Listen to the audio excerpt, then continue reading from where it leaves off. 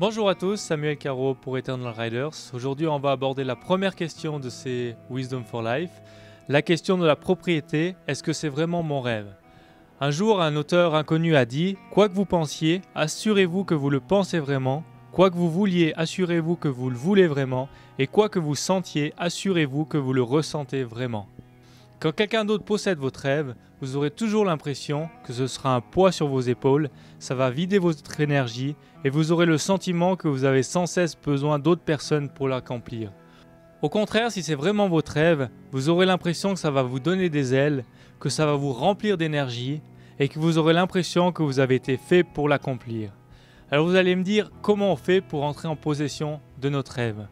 Alors la première chose qu'il faut savoir, c'est qu'on doit être prêt à parier sur nous-mêmes. Vous ne réussirez jamais si vous ne croyez pas en vous-même. La deuxième chose, c'est que vous devez diriger votre vie au lieu de la subir. Le choix de mener votre vie plutôt que de la subir est un élément essentiel afin de posséder votre rêve. Alors qu'est-ce que ça veut dire diriger votre vie? Ça signifie prendre les bons choix et gérer ses décisions au quotidien. La troisième chose, aimez ce que vous faites et faites ce que vous aimez. Ne faites pas l'erreur de faire un choix dans votre vie ou votre carrière seulement parce qu'il vous élève socialement au-dessus des autres. Vous devez faire ce qui résonne au fond de vous. La quatrième chose, ne vous comparez ni vous, ni vos rêves aux autres.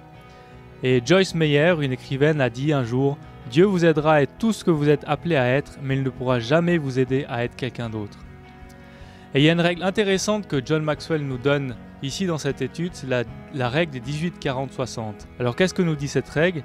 Elle nous dit que lorsque vous avez 18 ans, vous vous préoccupez de tout ce que le monde pense de vous.